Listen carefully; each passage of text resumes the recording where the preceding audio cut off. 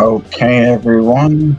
Good evening. It is Tuesday, August 22nd, and I am here for yet another live stream drawing. Okay, yeah, well, I'll explain this a little bit later, but yeah, I cut my wrist, a little bit of an accent, but actually, as I was painting earlier, I found that maybe having a cloth tied to my wrist was a little bit easier for keeping my space a little organized, since I always have it in a different spot. Oh, I forgot to plug this in. Okay, let's just make sure that's done. Anyway, let's bring up the, turn that camera on too. Let's bring up the, oh, and Cyrilla's here already. Oh, my little setup there is sliding around. Okay, hey, Cyrilla, what's going on? Let's bring up our drawing board. There we are. Taking a little bit of a different turn today. Well, I'll probably have to be coming back and forth with this one because I'm going to be adding something new to it. I was having a conversation with an artist who I met, Mr. Eric Talbot, whose work I really, really love. And we got into talking about the, whatchamacallit, the stuff, the Strathmore mixed media toned paper, and he was mentioning that I could actually use acrylic gels and such on it, which I use often the molding pastes, Golden's molding paste on it. So, this is fascinating. Always fascinating when I'm playing with my camera there. Okay, so yeah, first thing I want to do is actually lay some molding paste on there, and Cyrilla's not going to let me work. Typically, I'll get everything inked, but Cyrilla, well, not Cyrilla, Cyrilla's not causing me not to ink it. I decided later that some of this black is actually going to be red, so I made the change, and that change is causing me to rethink the order of things I'm going to do. Yes, Cyrilla. So anyway, yeah, for anyone that doesn't know it, this is Golden's molding paste. It's an acrylic medium. If I open this one, yeah, it looks like that. And it goes on, just put some in there right now. But, oh, you know what? Mr. Talbot is right. I think I can use it on this. I wonder if I could use it on, well, I probably wouldn't use it on watercolor paper. Anyway, I usually apply it with, not my fingers, right? But I'm doing that real quick just because, actually, you know what? That might be an interesting thing to do. I may just apply it with my fingers in some areas, but usually I apply it with so that's what this wound up becoming. Yeah, if you're wondering, yeah, I had a little spill there, and yeah, well, not a spill, obviously. My wrist got cut accidentally. So, but that's again not why this is here. It's easier to wipe my hands off and other things off with it. Now let's see where is my? Oh, that's not the one I want.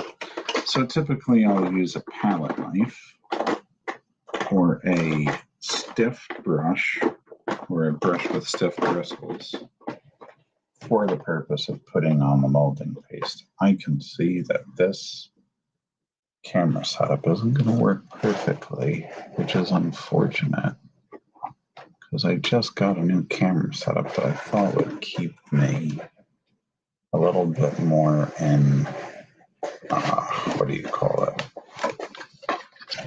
It would make me a little bit more visible on the camera instead of like looking down at me. Let's figure out a quick fix on this. I think I have one. So I don't just lose the camera or the laptop in the middle of the stream. Isn't this nice? I still haven't figured out the perfect setup for my live streams, and so I still mess with the camera right in the middle of it. Very professional, if I don't say so myself. Well, I am so, aren't I? All right, let's get this here. I'm using my planner actually as a second. Okay. Yeah, that should work. Of course, I'm going to have to take it down a little bit. The camera does. Okay. Better? Yeah, part of my head's cut off, but whatever. Anyway, back to this part, right? So yeah, usually I use a palette knife for it. If I can find my palette knife, which is what I was in the middle of when that started to slide. My hearing sucks unless it's for something like that. Like I'll just hear that sliding down the kind of really giving me some trouble there. Yeah, I kind of like that fingerprint thing. Anyway, palette knife, take it, start spreading it on. Works very well. Oh my God, I can't believe he's right about this. This is really going to take to this nicely. Like, oh man. Well, you talk to a professional artist and he tells you something, you should probably believe him. Well, not that I'm not a pro, but Eric Talbot's been working a long time in comics and doing, whatchamacallit, tattoos now too, which we were talking about briefly. Not that I tattoo. It's a funny thing about tattoos, right? I like them. I have never gotten one only because I feel like I'll criticize it even if I design my own, I'll be even more critical. So then, it just seems like, what the hell am I going to do? Want to like cut a part of my body off, or I don't want to get like a surgery to get a tattoo off. Anyway, yeah, I really admire them on other people. I think it takes a lot of skill to be able to, even though I'm a big proponent of relaxing while you do artwork, being able to have the skill to do tattoos, I think is just like, I don't know, that's incredible. I think that's a mindset I will never be able to get into, because I think I would just always worry that I'm going to like mess up somebody's skin permanently. I don't think I have the confidence to do it like that. Anyway, yeah. So here we are, putting down a molding paste on this Strathmore toned paper. This is so weird. I wonder how it's going to go, I wonder. It's going to be a real special piece if anybody ever is interested in buying this death and they want to because I don't know. This is going to be a total experiment. If it works out, maybe I'll do more of these. Like I said, usually I use molding paste on my paintings, like on illustration board, but yeah. So anyway, tattooing, yeah, it's a very lucrative thing to get into if you are able to, as an artist. I respect your choices of doing that. I respect you for getting tattoos if you want them. I'll have to find, I would love to get one. I'm 40 now, though, and it seems like more like a midlife crisis if I get one now, but I've always wanted to get one. I could never decide on what would be safe. Funny story about that. I remember a student asking me one time, trying to give me advice on maybe what to get as a tattoo that I would just never have a problem with. And they mentioned get a name on it. Well, but if you stop liking that person, of course they were talking about romantic partners. And then I said, no, I brought up the reason. Okay, that makes sense. And then they said, what about your mother? And I was like, how do you know that any of us aren't going to find out that our mother isn't some serial killer or something? And then you got that name just stuck on you forever. And I just laughed. And a couple of students did, and that student laughed too, but she said, what happened to that man that's where his mind goes? My mother is not a serial killer, by the way. She's a very nice woman. But yeah, I don't know. Names aren't going to work for me. I guess a saying, but then I don't know. I feel like I go through so many phases with things, not phases, but it's hard to find stuff that sticks that I'll be like, yes, forever. I want this on my body. I guess Cyrilla. Cyrilla's forever. Even though she left me to go find something better to do than harass me during my live stream. I mean, well, she's good, but I think it isn't fun for her when I can't give her attention in the middle of stuff like this. So anyway, yeah, back to this. So yeah, molding paste. Thank you. Shout out to Mr. Eric Talbot who told me about it. Well, who told me about using it on this kind of paper. Like I said, I usually use it on my illustration boards. So we're going to see how it turns out in the end. I still can't position that top light right, that it's giving me enough.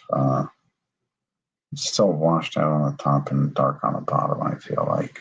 And the camera position could probably still be a little better. I'll fix it in a minute. Let's try to get this going. Because it would be nice to actually see the molding paste that I'm working with at the bottom. I guess I zoom this out so much because I'm afraid then I'm gonna, what if I'm working on a bigger piece that's extending off the top? But I guess, I could do other things to make adjustments for that. Anyway, yeah, now to the finger painting, because for whatever reason, that actually looks kind of cool, and I never used it like that, right? But here we go. I try to work with this stuff fast so that I can close the bottle too. Well, not the bottle. It's not a bottle. It's, what is it? I can't think of words sometimes. What would you call that? Container? Jar, I guess. It's kind of a plastic jar. Anyway. Yep.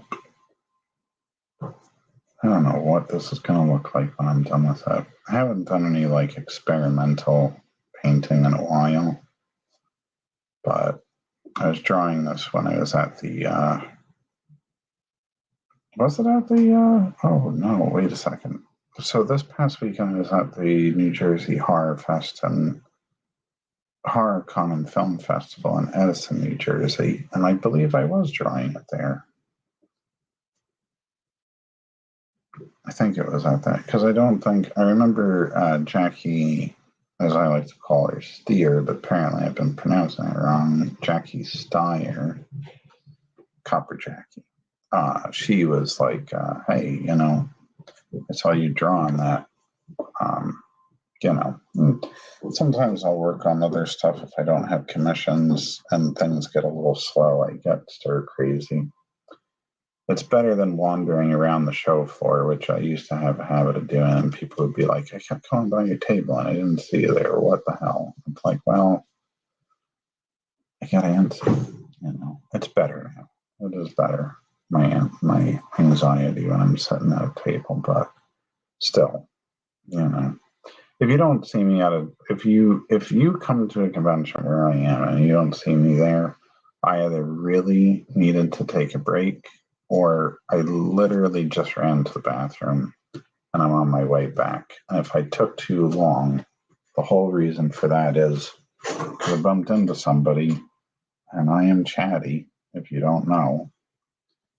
If you get me talking about something I'm interested in, I will just go off like anybody else. I don't think there's anything special about that. But,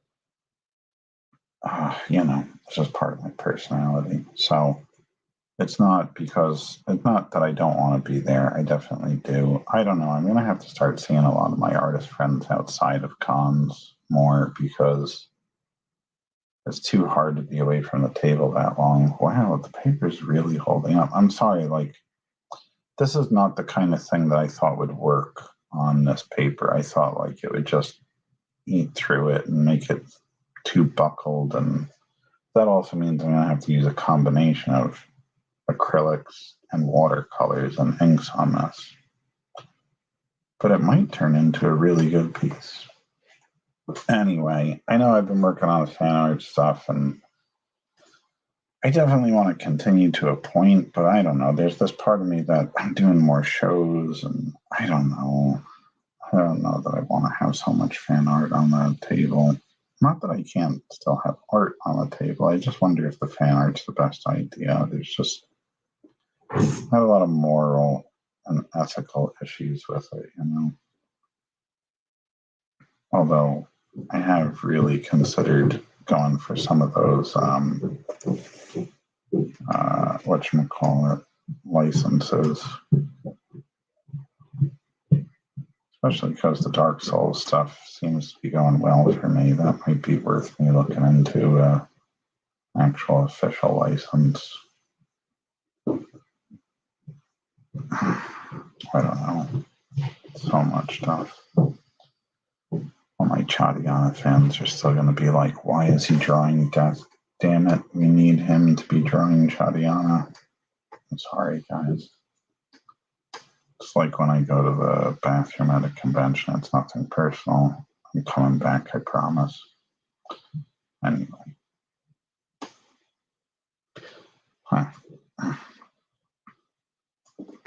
Here we are. I haven't finger painted since I was a kid. That's interesting. All right, now the one thing about molding paste is you got to wait for it to dry. So I'm not even sure what this is going to look like when it's done. We'll find out, you know, but it does have to dry, and I don't even know if it'll get dry in the middle of this live stream. So, you know, I have to, oh my God. I'm sorry, my brain just flickered over to, did I bring some of the other pieces I'm working on over here? And I think, oh, they're right behind me. Right. All those pieces. All right. Coming right back. This time. Right here. Yeah, I still have all these other ones to work on too, right? So yeah, while that's drying, and we'll just leave it there. Ooh, you can watch it dry in real time. I don't know how interesting that is, but it's something, right? Yeah, I'm working on all these other stickers. The stickers are still coming. I've had a little bit of a hold up, but yeah, all the stuff will be digitally colored. Oh, wait, right. A preview of the Halloween specific stuff, because that stuff's more Wicked Witch, but it can be for Halloween. And of course, that one was inspired by a fan of mine that's been asking for, well, Dwayne has been asking for Young Frankenstein pieces. Anyway, so much of this other stuff has to get done. I feel like I should work on it too. But wait a second. Let me get my banners going. Right. Actually, brand. Take that stuff off first. There's all these weird things I got to deal with. Banners. Let's get the Patreon supporters going, right? And, you know, just for those that want to subscribe to my YouTube channel. Hey, Len. How you doing? How's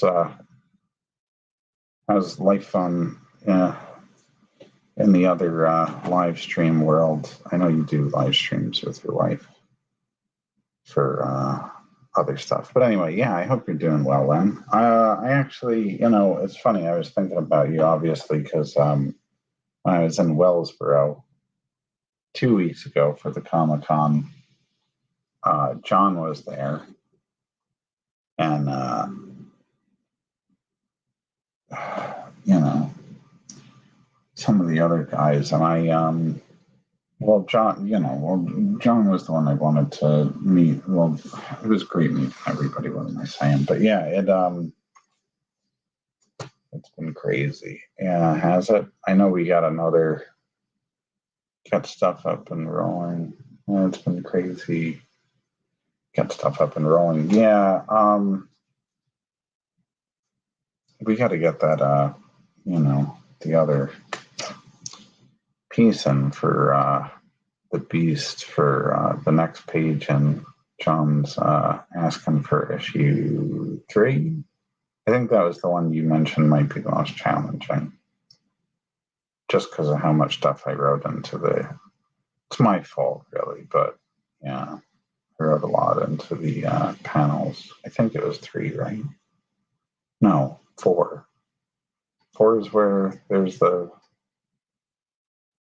little panel at the bar scene, I think.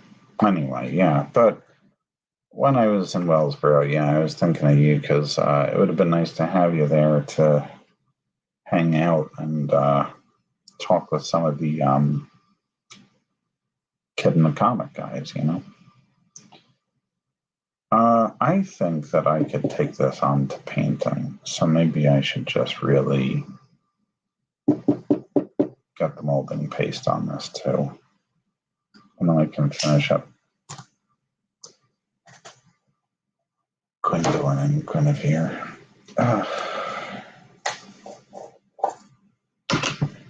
This is what it's become. Okay. This one I want to do a little differently.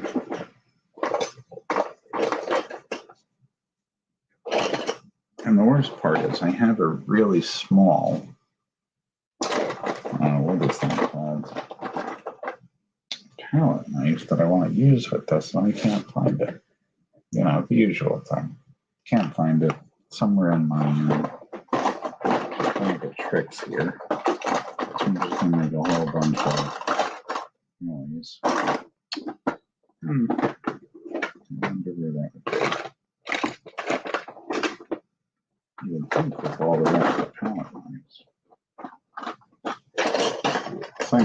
Oh, here it is. Right. That's the one I was looking for. Right. Lots of molding paste today for these things. Let's say, I believe, is this the best tool for it? We're going to make it the best tool for it, right? Yeah, let's just go.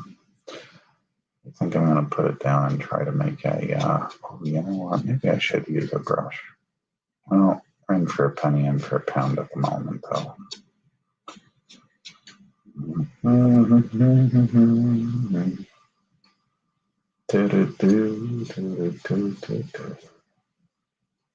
I just figured since I got the molding paste out already, might as well keep going with it on some of these. But I really wanted to kind of sculpt this one in a sense of the little pieces on it. Not gonna work. Yeah, I really should think about using a brush. I was teaching students how to use it this last school year, right? 2022-23. And I saw a lot of them did some really amazing stuff that I've never tried out. Not that I, and some of them were really building it up. This one student was making eyelids and everything. I don't get that crazy with that. I'm not going to with this one, but I would really like to actually sculpt these background elements with it. Try something a little different again.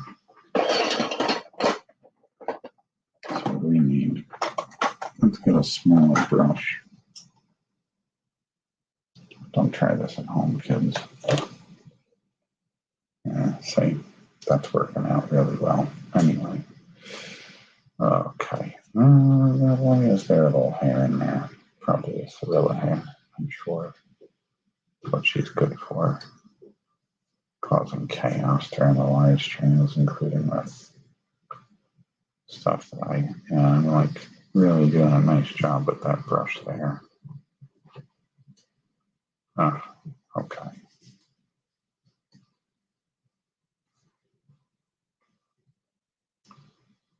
This one's going to be a little different too. Each one's going to have its own little uniqueness with the molding paste. Well, I think the Dark Souls one will probably have a regular look to it, right? as far as how I use the molding paste, it's just going to be the normal thing I do. I just would love to like build this stuff up and okay, that's the problem though. That's what I need this for, right? Oh, you guys can't even see what I'm doing up there because that's why I gotta move it up a little bit. Okay. Right. I want to make this you actually draw with the molding paste those three-dimensional shapes. Let's see how this looks. Could be good. Could be absolute poop. Don't want to say crap on the live stream, you know. Oh, God. Can't stop myself. Anyway. So. Mm-hmm.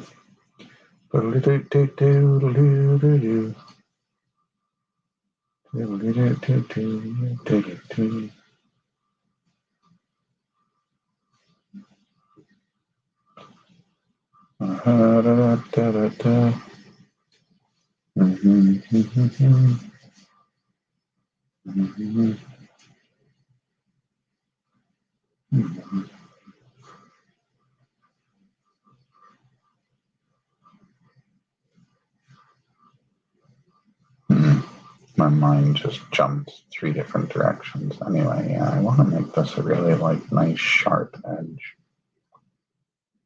If I can, I don't know. I've never worked with it like this, where I tried to actually like make more than a texture.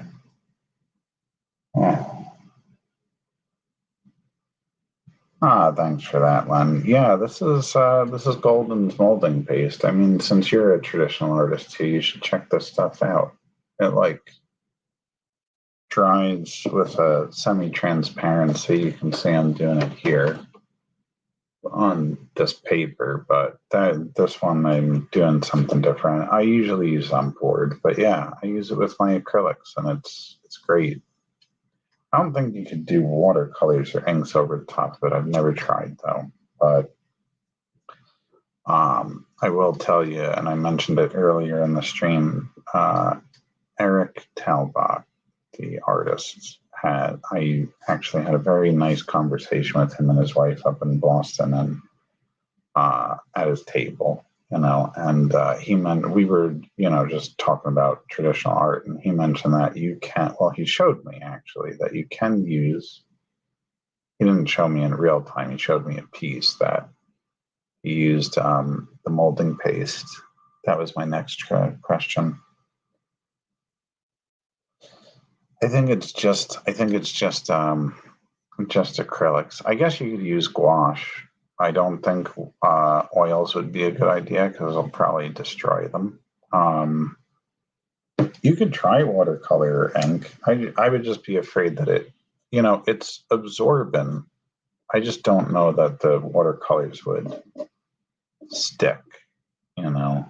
And since they are water soluble, I wouldn't advise it. But I have using this, right? So this is the regular, you know, the medium texture. I have used the medium texture with whatchamacallit, with acrylics, and then put colored pencil over the top of it, and it holds up fine. The light texture is a little bit more almost like foamy when it's put down, but also that might make it better for watercolors. I don't know. Or inks. Good question. I don't know if it would work, but yeah. Anyway. But I would try it out, you know.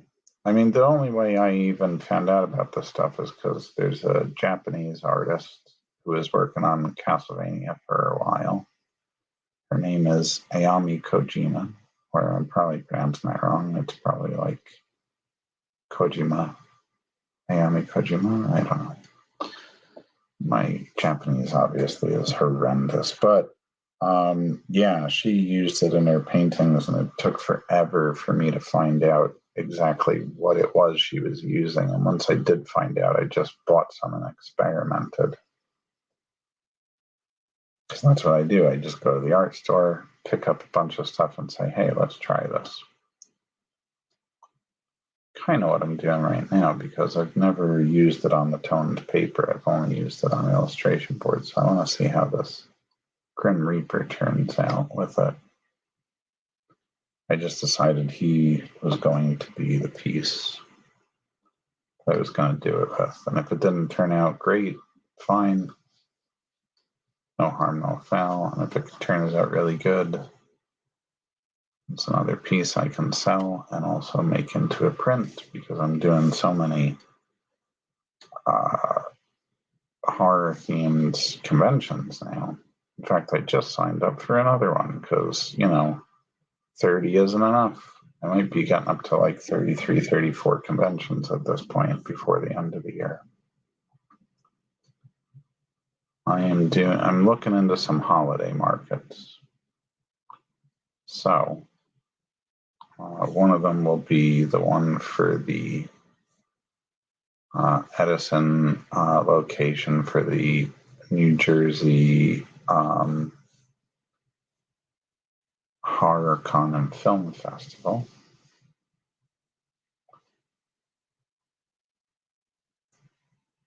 Let me see. It's pretty cool. I will try it. I use traditional oil or acrylic with palette knife painting, and it's fun. Yeah, so I don't usually paint with a palette knife, although, it's funny. It feels like something I would like to try someday, but I always apply this with a palette knife. You can apply it with whatever the hell you want. Use a toothbrush, you can see it goes on pretty smooth. And actually, I was doing this part of it with my fingers, which I haven't done since I was a kid. Not molding paste specifically, but painting with my fingers. Yeah, and here's next question, which was, how was the horror show? It was pretty good. I still did better when they were in Atlantic City earlier in the year. I don't know if the Expo Center, the New Jersey Expo Center in Edison, is that well known for conventions yet. But then again, I hear the punk rock flea market, punk rock festival also uses it. I'm actually going to try to get into their December show as well for their Wreck the Halls event, which is another holiday market. Trying to do a couple holiday markets this year. I applied for one that apparently the Society of Illustrators is putting on. We'll see if I get in. Probably not, because I never get into Mocha anymore, even though I used to. And then, I don't usually throw shade, but those tables became really expensive after the Society of Illustrators took it over. And I don't know. I think anybody charging equal to or more than New York Comic Con and not getting the same numbers is that's a big ask. But if I get into it, I'll do the holiday market one day for the Society of Illustrators too. But anyway, yeah. Horror show was good. Saw some friends that I haven't seen in a while. Other people that I just saw like a couple weeks before at Fan Expo Boston. It was good. I like doing horror shows. I don't want to be one of these people that's gonna get myself in trouble here. But since I'm not a big superhero guy and I'm not big on mainstream comics, I don't feel like a straight up comic convention does all that well for me. I know there are a lot of Comic-Cons, but they're really kind of pop culture events at this point. I seem to do better at the pop culture events and the what it was called, horror shows. So I like the horror show. Good morning. Good morning. What time do you wake up, Pete? It's nice to see you, though. I'm glad you tuned into a live stream of mine. Thanks for coming by, Pete. I miss your bearded face. You and Brendan. I haven't seen you guys in forever because I'd never get into New York anymore. I was just mentioning that. I never sleep. Well, it depends on the night for me too, but I don't necessarily deal well with it. We miss you too, man. Yeah, the last time I was there was 2017. I took 2018 off just because I needed a break. And then I haven't been able to get in since. I didn't apply the 2 COVID years, but, you think you're in the same boat as me. Good question. Now, what was that? Was it that you can't get into Mocha and New York Comic Con, or was it that you do better at pop culture shows and horror shows? Yeah, just straight up comic shows. Nobody does it. I don't know. I wasn't able to get into going back to Pete and missing you guys. I wasn't able to get into Eternal Con either. I actually did see the promoter, Alex, I think, at the horror show. He was passing out flyers because they're apparently doing a horror show in January, if I'm not mistaken. I'll try to get into it. But I mentioned to him, I said, yeah, I've been sending you guys emails. Nobody gets back to me, like to get into Eternal Con. And his answer was, well, we're really busy. Always a good answer, I guess. Not really, but trying to be nice. I don't know. Sometimes I hate to be this way about it, but it's like, yeah, if I was doing covers for Marvel, I feel like people would be answering the emails, But since I'm not, it's like, that JM DeSantis guy, who gives a can't curse that bad. Anyway, where are we? For you, it's anime and pop culture shows. Yeah, yeah. Well, you and Brendan have been doing really good at New York, though. You guys keep booking that same space. So I imagine that New York Comic Con is lucrative, but New York Comic Con is really a pop culture show. It's not really a Comic Con. So I would have to agree with you. Yeah, I usually do see you doing a lot of anime conventions, Pete. I tried one out that was very local, and I don't think they gave me a very good spot. But in fact, it was a horrendous spot. I had my back to the whole hall, and I could only see 2 other vendors in front of me because they literally had me facing 2 vendors in a chandelier. But I did terrible at that show. I don't want to swear off anime shows just because of one, but I wasn't impressed with that one. It might have been my worst show last year. I was really unhappy with the experience. Anyway, New York Comic Con is our home. We've upgraded and had a 10 by 10 comic booth now for like 4 years. Yeah, well, like I said, I'm never there, so I don't even get to see it. That's cool, though. I'm glad you guys are upgrading. I would love to be there to see it. However, I will not go as a fan. I think that is just that show is it's a lot to take in when you're not behind a table, and even when you are behind a table, it's a lot. So since it's grown, I think the first New York Comic Con I ever went to was 2008. That's when they still had it in January.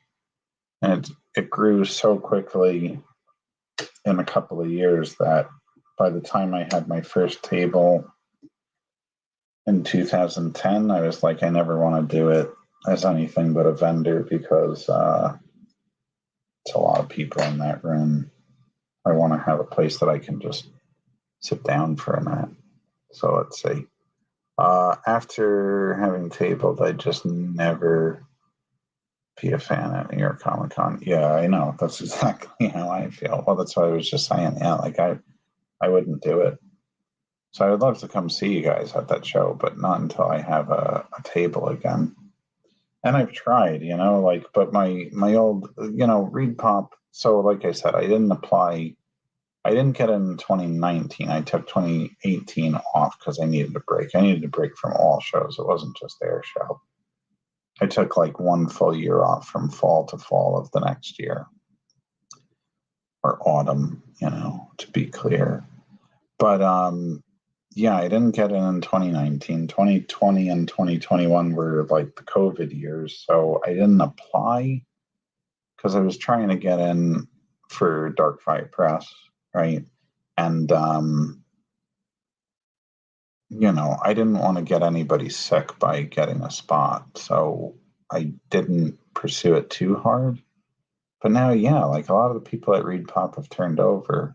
I've never known Mike Negan that well. Very nice guy. I have met him, of course, a few times because he used to come around to the artist and small press spots a lot. But yeah, I reached out to him though, and he passed me along to somebody that deals with the artist spots, so I wasn't able to get it. I got some local Long Island stuff I can probably get you into. Well, it would be great, except my con schedule is insane this year. Okay. And I haven't even updated it a bit, but if you just go here, wait a second.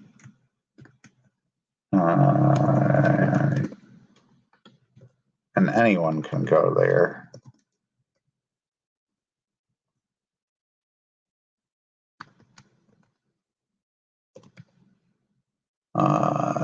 jmdesantis.com/events.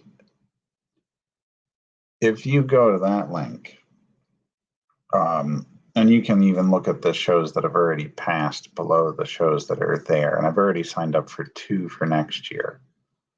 And I might still be adding 1 more to September, and I might be adding 3 to December. Whoa, why didn't it post? What, did it try to post twice? Oh, for some reason it posted on 2 Facebooks and 1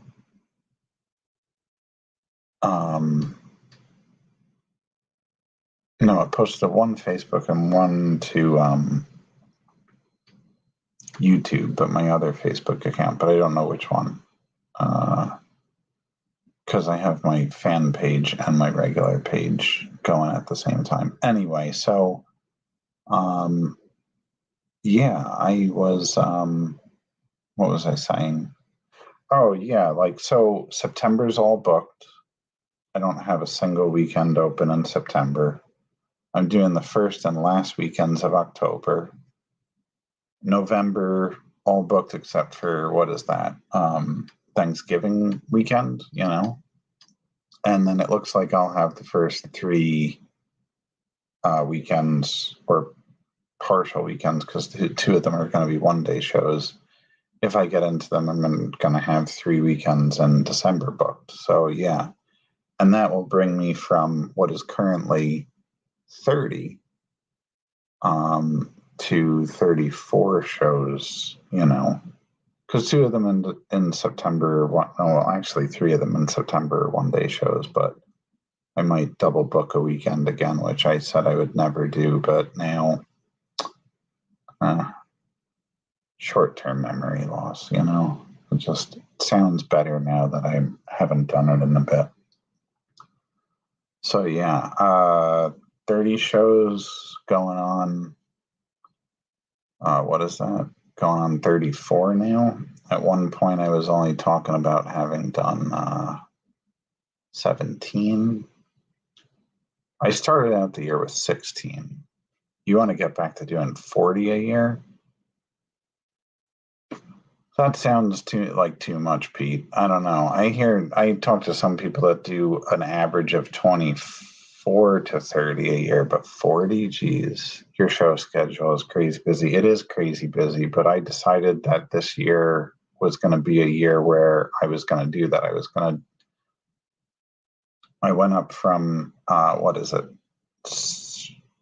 usually like 10 to 12 shows a year. And I started the year with 16, and 16 basically doubled at this point, we can say. And I've done and I've done 20 already. The New Jersey HorrorCon and Film Fest was number 20 for me. You were doing 40 a year before COVID. Well, that's the funny thing, Pete. I've met people that aren't doing 40 a year, but are doing it full time.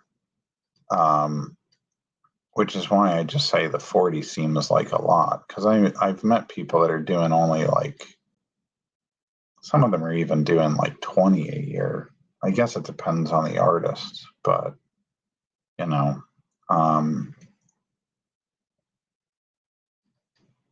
I will be at ZapCon. Yeah, I can't do September 16th because I was thinking about trying out ZapCon, but I'm gonna be up in New Hampshire for Granite State. Gonna be trying that out for the first time. And then Dave Ryan was telling me one in Homedale, New Jersey. I think it's the Super New Jersey something.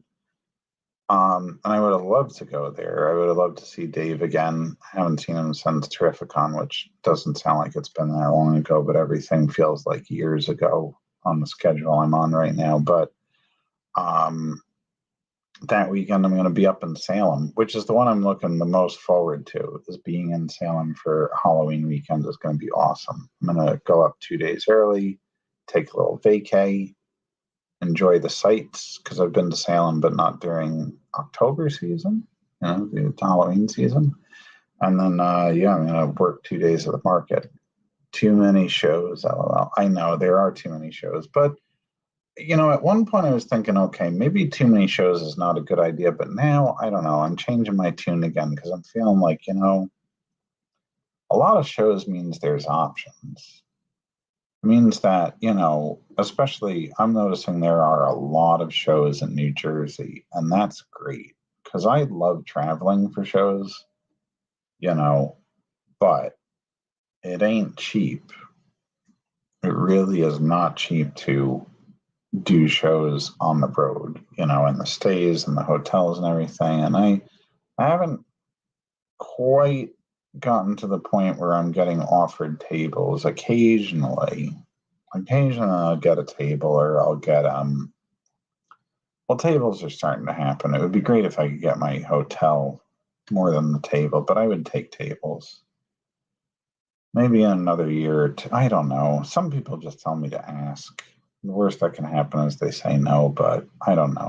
I feel like I should get a little bit more under my belt. I don't know.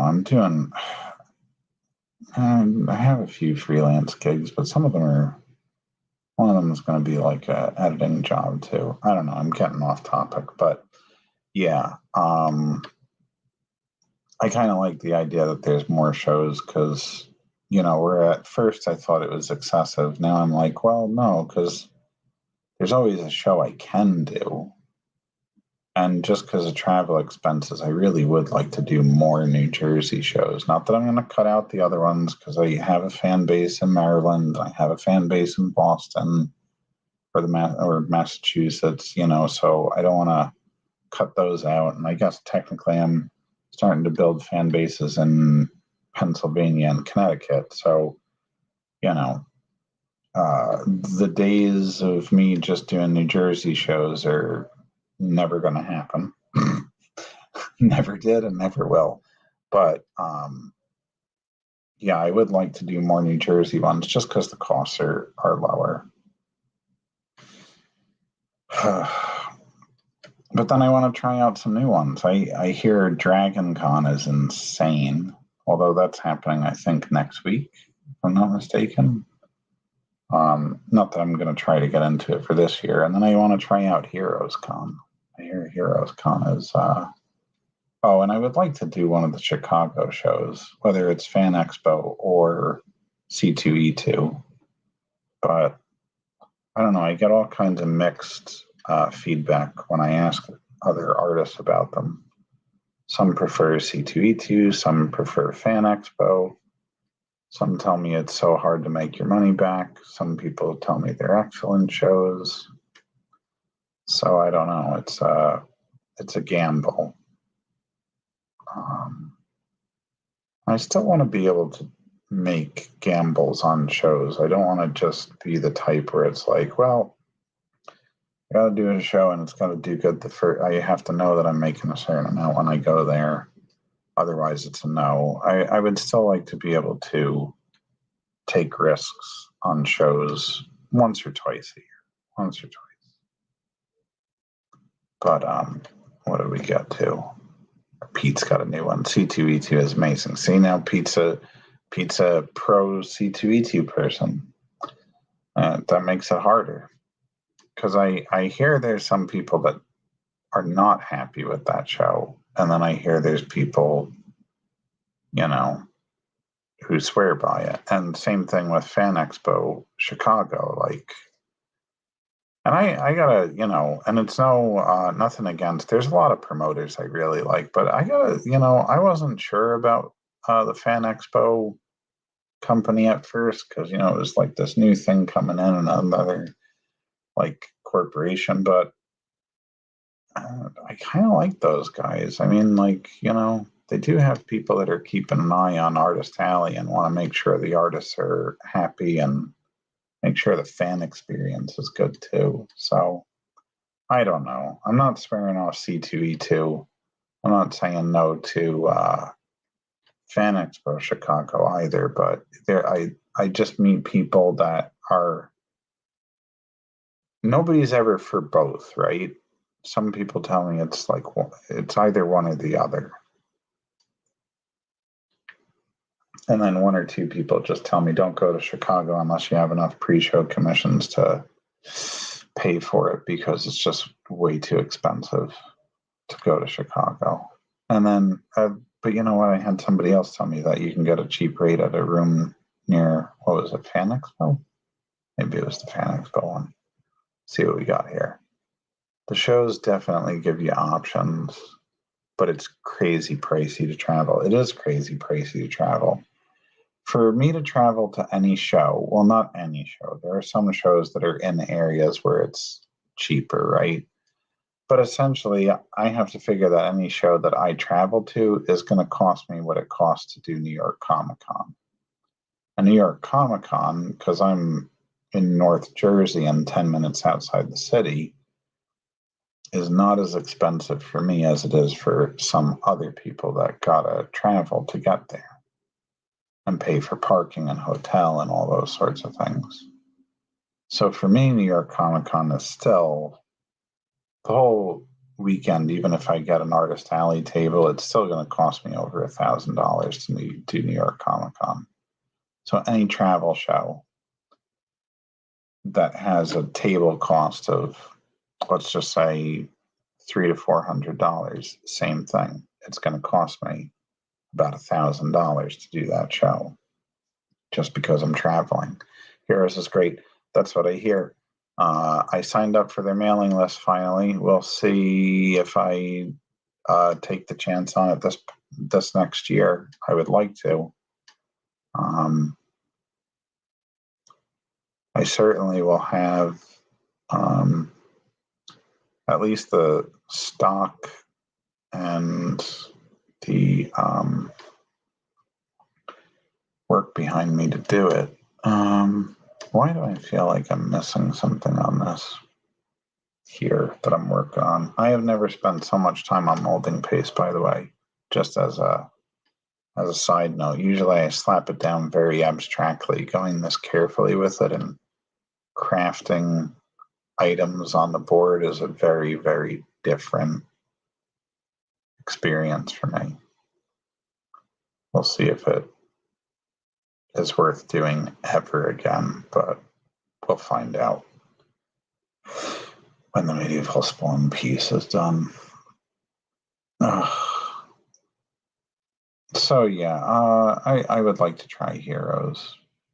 I hear overall, for a travel show, it's not really the most expensive to do, and I hear it's very much a pro creator show. Everyone's got nice things to say about Heroes. Well, almost everybody, but you're always going to find dissension about any show you do, right? Like I just said, I didn't have a good experience with my first anime show. I'm sure there's people that at that show did very well. They probably would give a glowing review for it.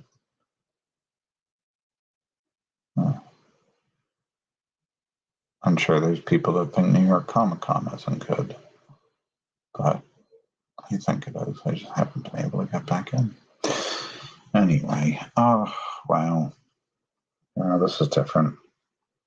I may do a new Chadiana piece that kind of uses this, but for the first time ever, I might use a stencil because I am not painting in a whole mandala on top of another painting. You know, early AI art using templates. No, not really. I shouldn't even compare. For the record, I am anti-AI art. I never put out like a post about it, but I don't know. I know this sounds weird, but I don't like spending my social media time on negativity or giving attention to something that I just think is a waste. And yeah, I think AI art is a waste. It's not even really art.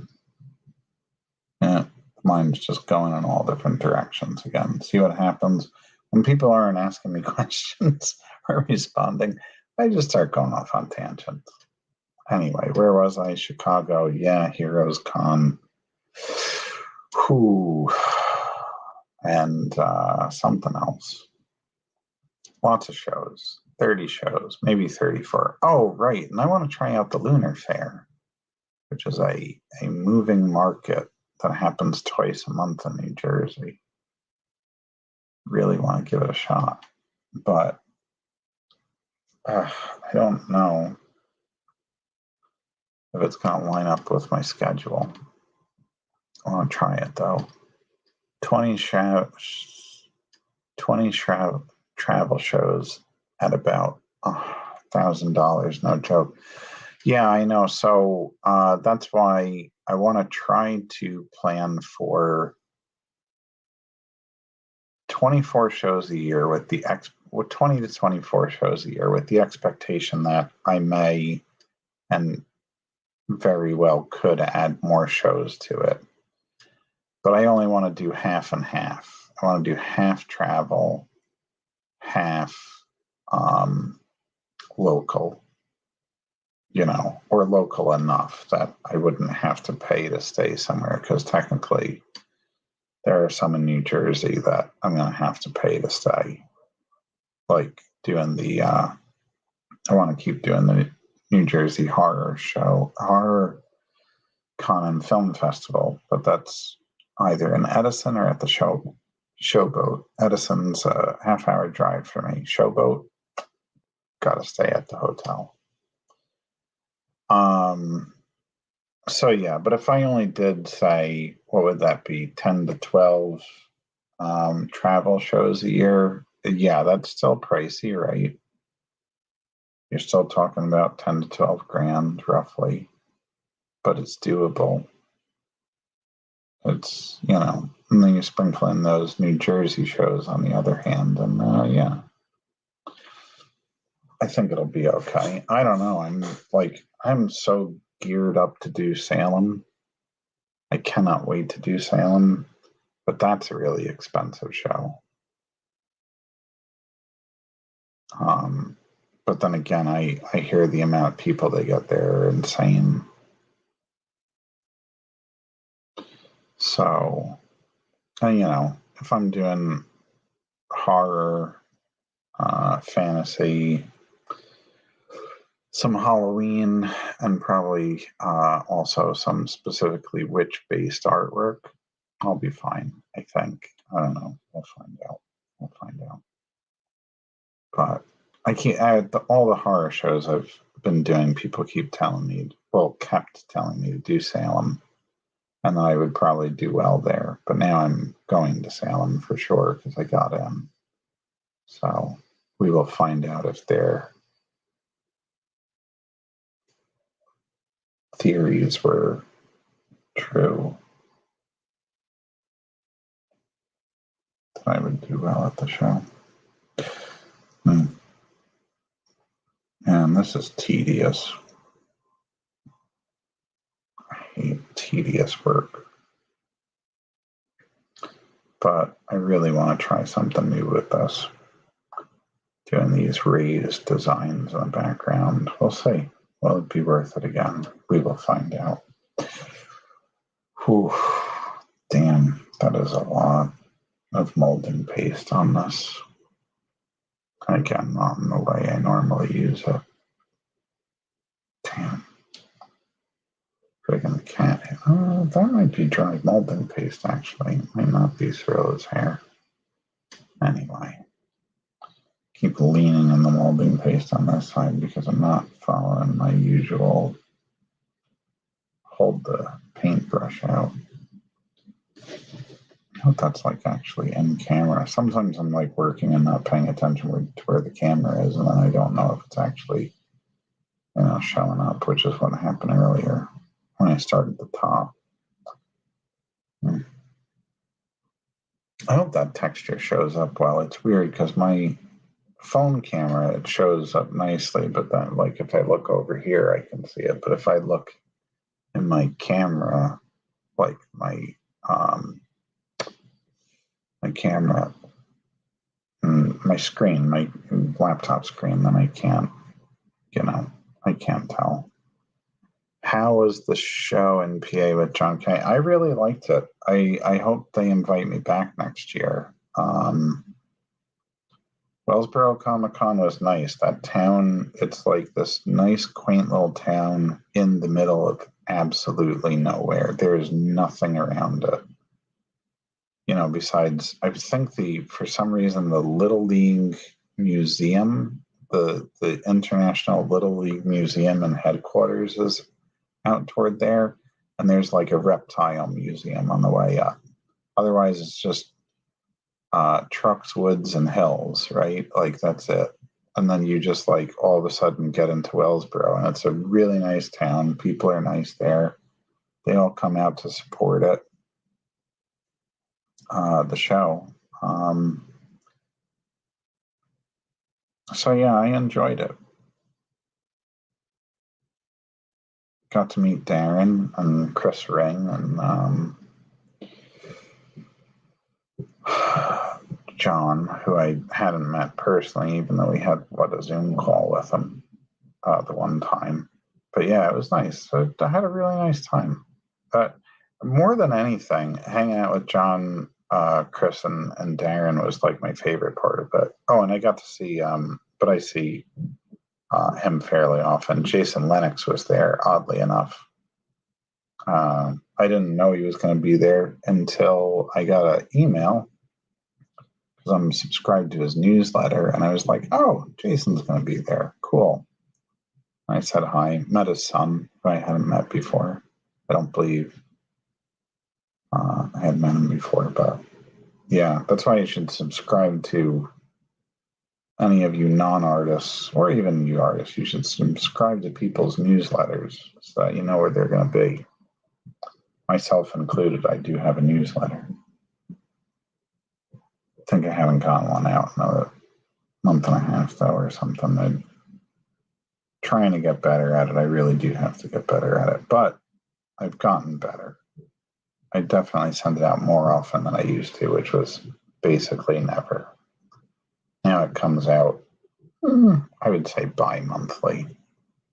I really want to be getting it out monthly. I want it to be just enough where people are informed on my mailing list, but that I'm not like flooding their email box with just junk, So once a month seems good.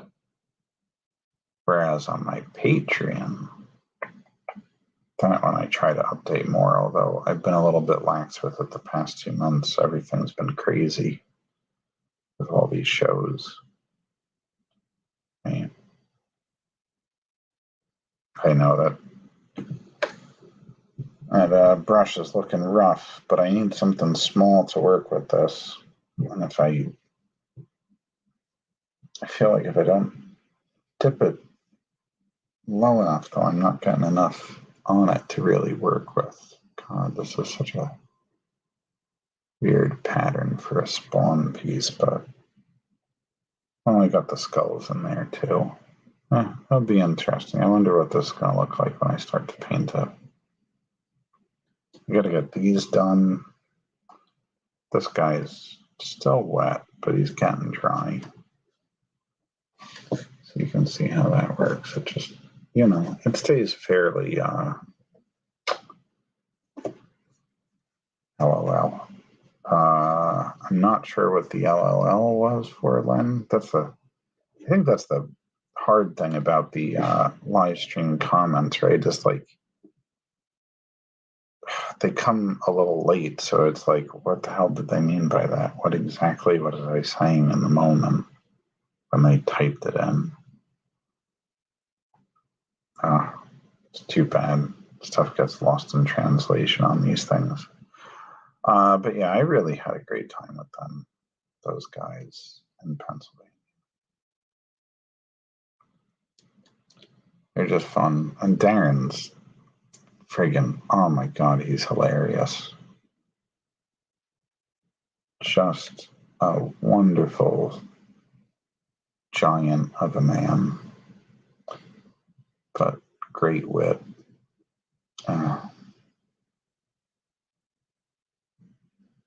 Chris was very cool to talk to. We had we shared an umbrella because we decided to walk to the place we were going to eat the one day, and he had a big umbrella that he invited me under, while we walked. Really, nobody take that the wrong way. Chris is a married man. He's got kids. I'm not married, but also I don't lean that way, Nothing wrong with that, just saying. Anyway, where are we? Going into this.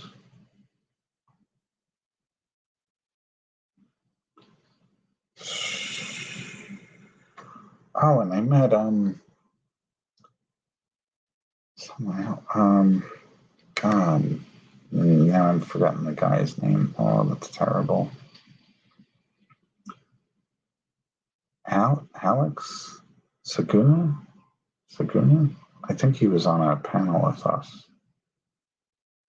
I know the name, and it's just I'm probably getting it wrong right now. But yeah, he was very nice too. We wound up on some editing panel that I didn't quite understand why. I got told about it last minute. It was just supposed to be John, Alex, and Chris. And then somebody came to me and said, hey, you're supposed to be on this editing panel today at 2:00. They let me know like 3 hours before, which is fine. I'm not throwing any shade at them. But then I was like, you might want to go talk to Darren too, because like he's part of this kid in the comic thing. And then she ran over to him and let him know. And when we got to the library, he was like, yeah, she just let me know. I told him the story. He's like, oh, you're the reason why I wound up here. Well, didn't want to leave him out. No, we had a fun time doing it. We were cracking jokes.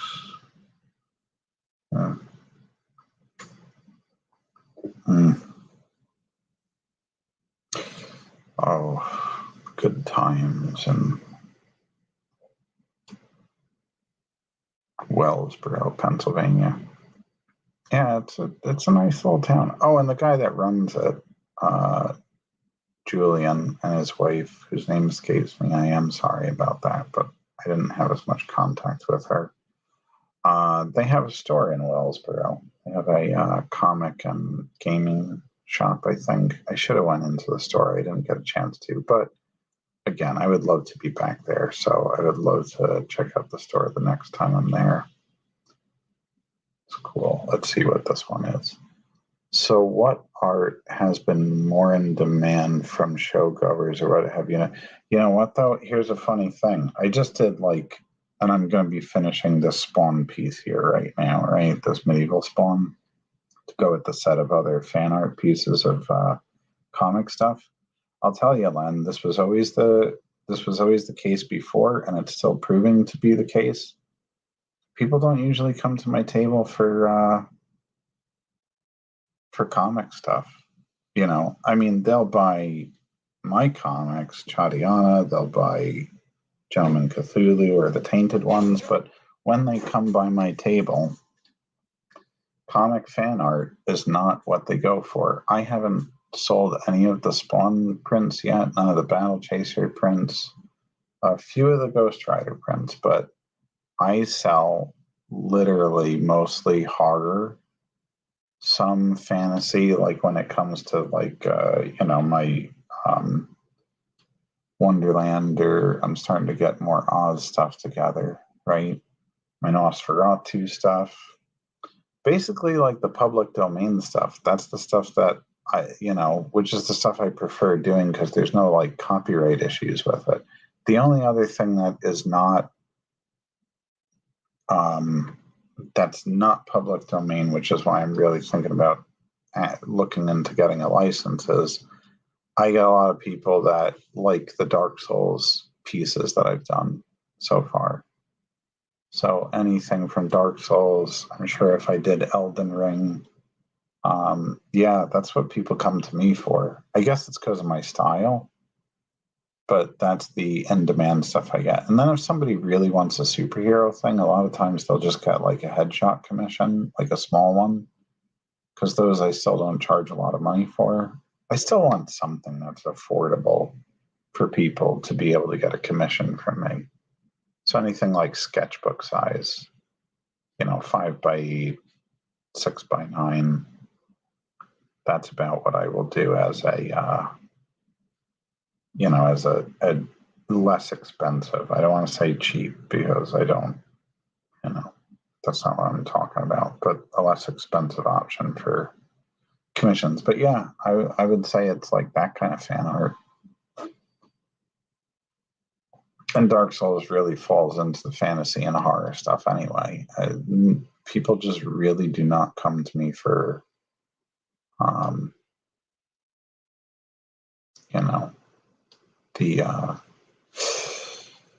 the comic stuff. I am going to try my hand at a couple of tasteful pinups, that are probably going to go with the horror and fantasy theme. But even then, I don't know that it's going to go well. I'll give it a shot. But yeah, it's mostly the public domain stuff for me, and Dark Souls. Public domain and Dark Souls. Well, I guess my Castlevania prints are going pretty good too. But it's funny. Well, you're asking like what the trend. I don't know. I don't think for me like trends are something I should even look at. Steph Wilson made a joke a couple of weeks ago that like all I do is all these obscure characters that nobody even knows what they are, and that seems to be what works for me. I don't know. I think if I did mainstream stuff, it just wouldn't sell. But I'm okay with that. Like, oh, here's another one, right? Not so mainstream, but I have a couple of sketch covers I did of Vampire Hunter D when Stranger Comics had the first issue available of Message from Mars, which got, I think, published and collected by somebody else. But anyway, right? Like people always stop. Nobody's picked up those sketch covers yet. They like them, but nobody's picked it up yet. But people will stop and be like, oh my God, Vampire Hunter D. You don't see anybody doing that. Like that's what I get. That's what people stop for. They stop for like the weird stuff that nobody's got on their table. So that's my long way of saying, I don't know what the trend is, Len. I don't even think I'm ever going to bother with it at this point because it just does not seem to work for me. Well, I wouldn't say it's worked for me. I guess I haven't, except in a couple of cases, I haven't ever tried to chase a trend, but I don't know. People just seem to respond better to the stuff that I'm doing when I'm just like, whatever, this sounds like a good idea. I like it. And then I'll do it. And, my artist friends are like, what the hell is this? What did you draw here? But then I'll meet those few fans at a show where they're like, oh my God, I didn't know anybody was doing this kind of art. Yeah. I don't know.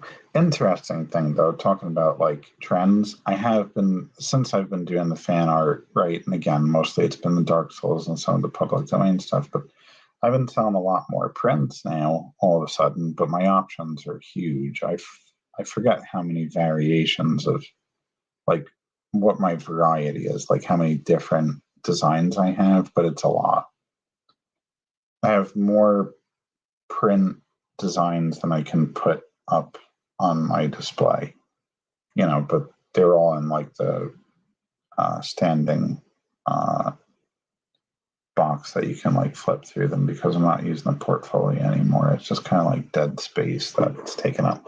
But I've been selling a lot more prints. Oddly enough, though, went to the horror show, barely sold any prints. Mostly I was selling my novel, comics, my children's book, which is horror themed. I don't know. I can't really figure out where the money's going to come from, but somewhere. The Dark Souls stuff is fun. I did one for a commission, and that it was a blast. Yeah, I mean, it is a lot of fun to draw, and I've been a big fan of those games since the original, the OG Demon Souls on the PlayStation 3. My brother got me into it because he was starting to get, believe it or not, like he probably could go pro playing like Street Fighter in tournaments, honestly. But he was getting so good at games, he was like, I need something that's a challenge. And then, lo and behold, 2009, Demon Souls came out, and by God, that guy found it. And he loved how punishing it was. So then he tried to tell me about all the lore and everything. And I'm a big fantasy guy. So I was like, yeah, let's do this. And I hated it. Absolutely hated it the first time. But for some strange reason, even though I was like, couldn't wait for Demon Souls to be over, Dark Souls came out, and I was like, well, just jumping right back in, I guess. And then I fell in love. I went back and got my platinum in Demon Souls as well. But yeah, so I'm one of the original people on that. Although no shade, I mean a lot of people that started with Dark Souls 2 or Dark Souls 3, or some people just started with Elden Ring. There's a few of those people that just played Bloodborne, though that's rare. Although I get a lot of people that like my blood. When I say Dark Souls, I include Bloodborne in there because I have done some Bloodborne pieces. But yeah, it is fun to draw. And I like the subject matter. I think that's part of the thing, right? Like, the reason I did Ghost Rider and Spawn is like I grew up reading those comics. Same thing with Battle Chasers. I was in middle school, high school when Battle Chasers came out. But those were the books I really enjoyed, right? Like, even nowadays, it's like I like Hellboy. I don't know.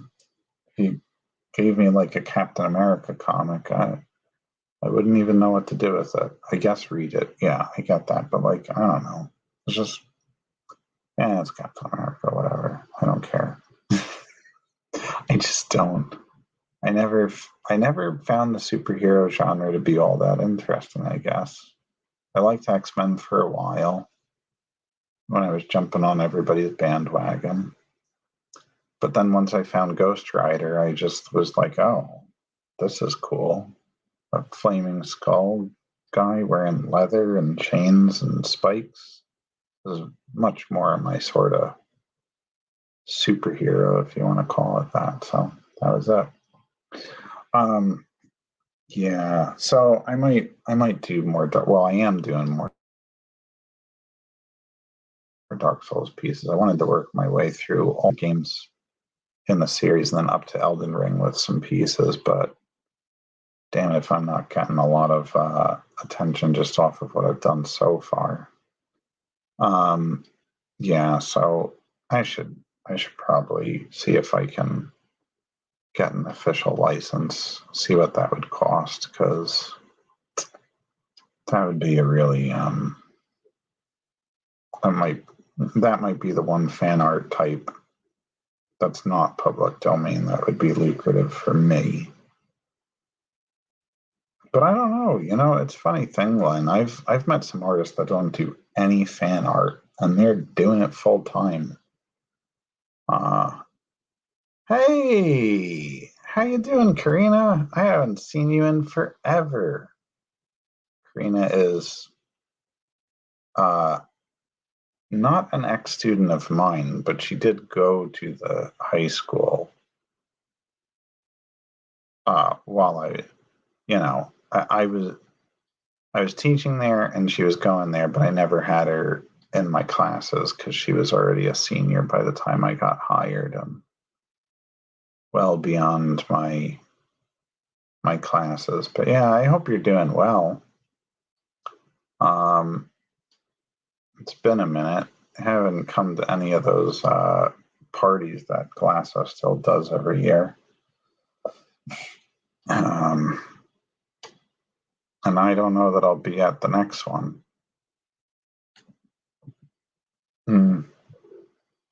Yeah, it's been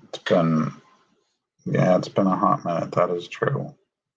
I hope your watercolors are going well. I remember one of the last times I saw you were asking about how to use them, and I think I was trying to give you a lesson.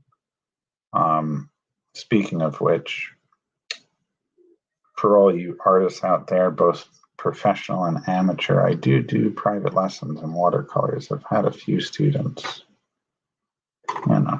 just saying. If anybody is looking for those. A lot of artists now I see are moving from digital back to traditional, and yes, I am available to teach you. I would say, I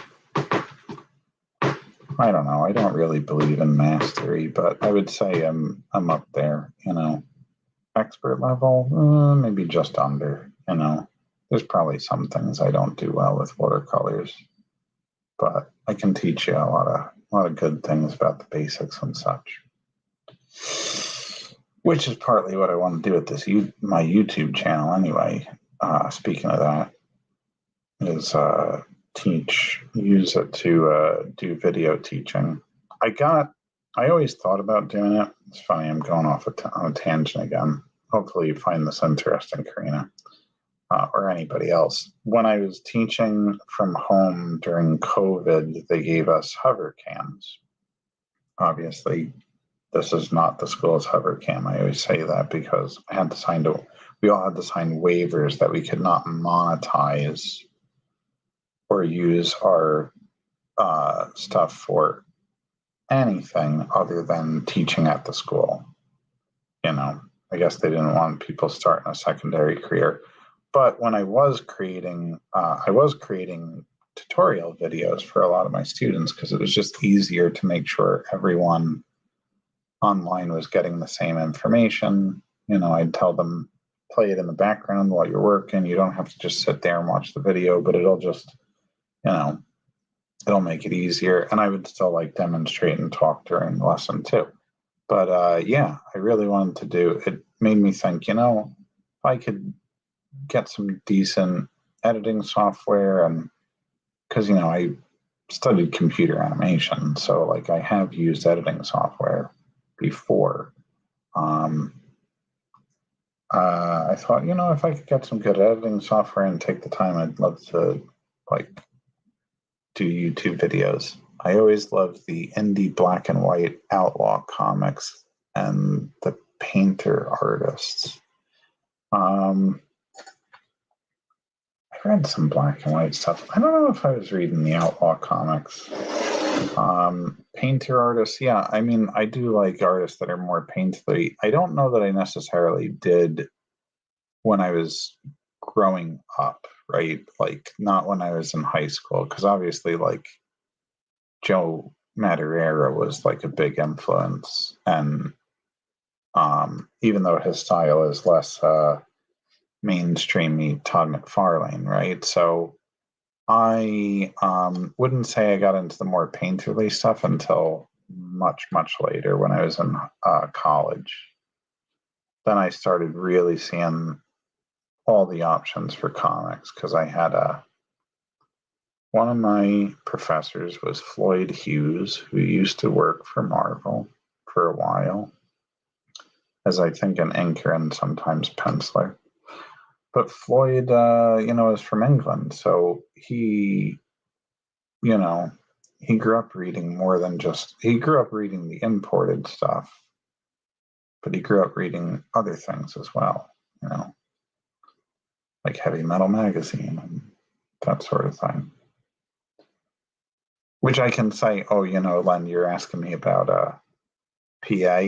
That was one thing I got when I was on the panel with Darren, Jay, and Chris. I mentioned that I had been in Heavy Metal Magazine, that I met Kevin Eastman once, and I've met him a few times, but and he got me in the magazine because he remembered the stuff I was sending in the mail. This is when he still was head of the magazine, and I think I earned some respect from those guys because I had actually, even though what I did for Heavy Metal was just garbage, I hate what I did for them. Just the fact that I've been in a magazine, I think it earned me a little clout with those guys, which was nice. It was nice to get that, because they worked for the big guys, but I've done Heavy Metal one time ever. I'd love to do it again, although I don't know what's going on with the magazine. I think I read an article where they were going to there was some sort of acquisition happening, but then it seems to have fallen through, so I don't know what's going on. But yeah, getting back to it, yes, I love more painterly stuff too. I think the first time I even had that's what I started getting into. I was in college, Blade of the Immortal, which is just all inks and pencil drawings. And then Floyd showed me Lobo's Fragtastic Voyage, which was watercolors. I was like, oh, you could do watercolors, which I had for years not been able to get good at. And then, it just went from there, And now, I know you're a big Goon fan. Are you? I think you are. I think you like Eric Powell's stuff. Yeah, I started reading the Goon very recently, and man, I'm getting to that in a second, Karina. That's why I pulled it up. But I got turned on to Eric Powell's stuff more recently because of my friend Brendan and Brandon. I'm sorry, and he. I'm just blown away by that guy's stuff. I feel like there's similarities, right? Like the watercolors and the ink washes and everything. And I wish I had been reading his stuff earlier because I feel there's some similarities there, even just like bad experiences with publishers and then going out on your own and trying to make your comic on your own. Of course, I'm not producing Chadiana at the rate that I should be. Never mind at Eric Powell's pace for the Goon, but we're going to fix that. We are definitely going to fix it. What's up, Cyrilla? How are you doing? Anyway, Karina says, neither have I. It's been a while since I've seen them, but my desk job has taken my time away from art,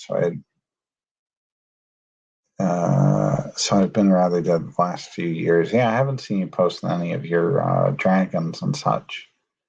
It's awesome, though. I might have to look into some of those classes. What was the lion cut to the left? Sorry for changing the subject.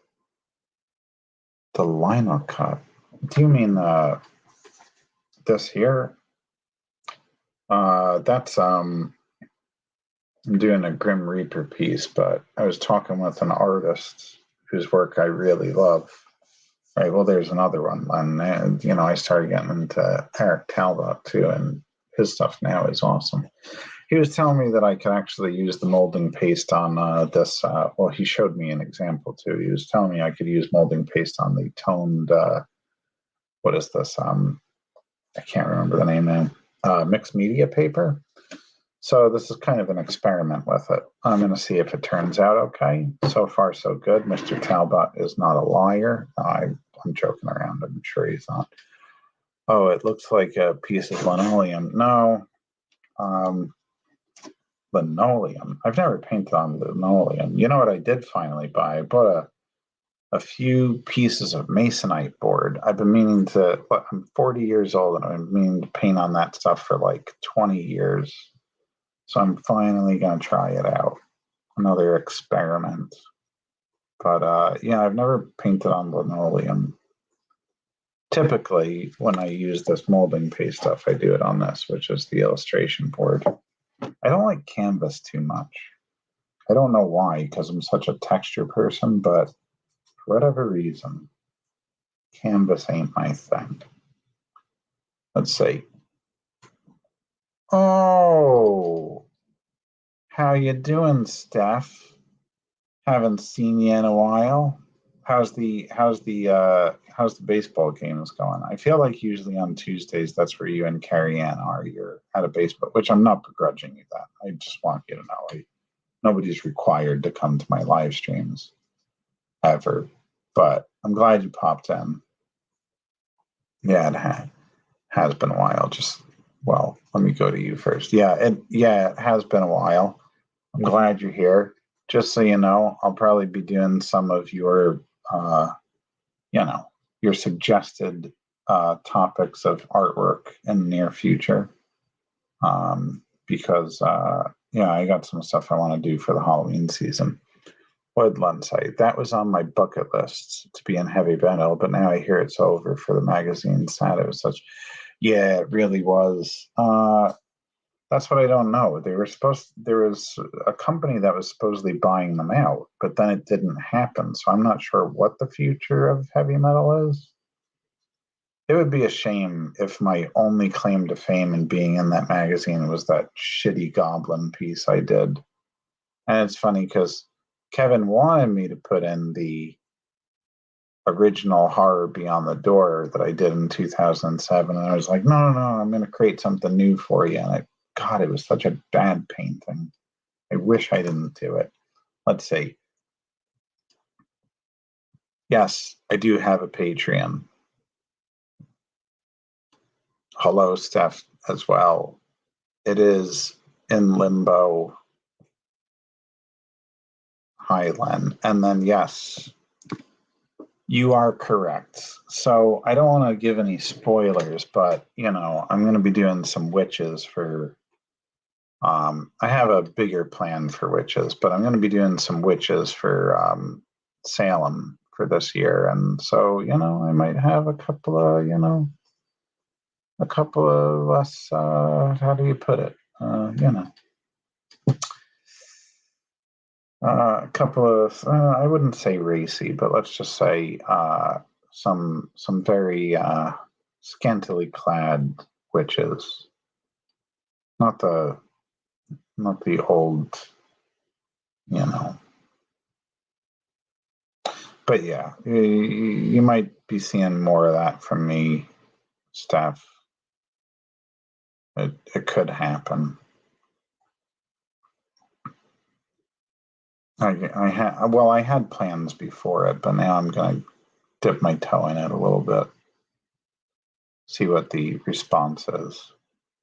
Hopefully I'm not stoned to death in the village square in Salem over it. I don't know. We'll see. Burned at the stake. So anyway, spicy. Yeah, it's not going to be. It's not going to be too. What? Oh man, I'm not keeping up with the track. JM Racy. Yeah, I can. Oh, what issue am I in? I'll show you right now.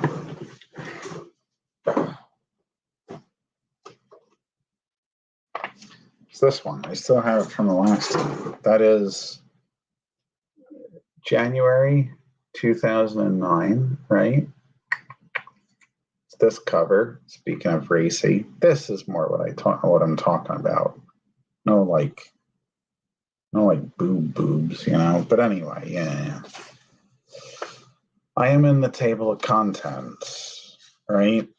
With this horrible image that I did. I mean, this was 2009, so I was only like 1 year into the industry. But man, I hate this piece. I redid it at some point, but yeah, as proof, there I am. Murderous Goblin image by J.M. DeSantis. To find out more about his work, check it out at jmdesantis.com. Oh, and my email's there. Doxed me. Oh, but yeah, you can still find my work at that website if it doesn't go down, because GoDaddy has not been kind to my sites lately. I think gentlemanCthulhu.com is down right now. I have to email them. I'm paying them a premium now for my sites, and they're still going down and not working correctly, and I can't add images to them for WordPress because that's not working right under their stuff. I always liked GoDaddy, but if they can't fix it this time, I think I'm jumping ship. Okay, so let's keep up with what's going on here, because when's Len doing live streams? He absolutely should, which he said he should. What are we saying here? Goth girls are selling like hot chicks. Well, that's basically what it would be, right? It would be gothic witches. Oh, and I was thinking about doing the succubus as well. That came up at the horror con I was just at. Oh, don't steal my idea, Len. Don't steal my idea. So here's the thing. I did have a plan for a whole book, and that right there is the title, because it's kind of a play on words. Still, you are in there. That is true. Yeah, thank you. It is true that I'm in there, but I just wish it was a better piece. I'm kind of embarrassed by it. I feel like it's a small win, right? It's like, oh yeah, JM got in because, he met Kevin Eastman and he was nice enough to put him in there. And I almost feel like I got a participation trophy. That's what that publication feels like to me. Yes, I am still in there, but I feel like there's like an asterisk on that. It's like worst piece that I had published. I wanted to do better by him, and I actually pitched an idea for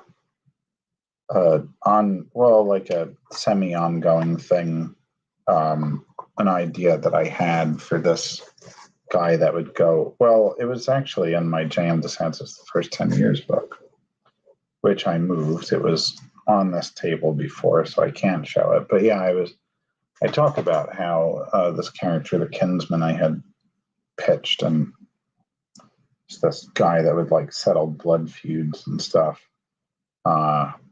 In a way, he kind of developed into Chadiana, but I wouldn't say it was like a direct development. But I still think about doing that series anyway, but I don't know. I'm probably getting too old. I could probably do like 2 graphic novels, and then we got to call it quits or something. I don't know. That's not true. It's still cool to be in it. Yeah, it is. It really is. And I don't, again, like, I don't want to like paint myself poorly on a live stream and like wind up getting blacklisted from doing certain work. But I am so much prouder that I'm in that than if I had gotten published by Marvel or DC. Not saying I wouldn't want to do something for Marvel and DC. That's not what I mean at all. But I'm much prouder of being in heavy metal. That was an early win, right? Because like 2009, I started my first comic job ever in 2007. It got published in 2008. So to have gotten in heavy metal, within basically a year and a half, it was like, and I was only 4 years out of college by then. That was like a big win. I, of course, because at the time, 2009, I was what? 27.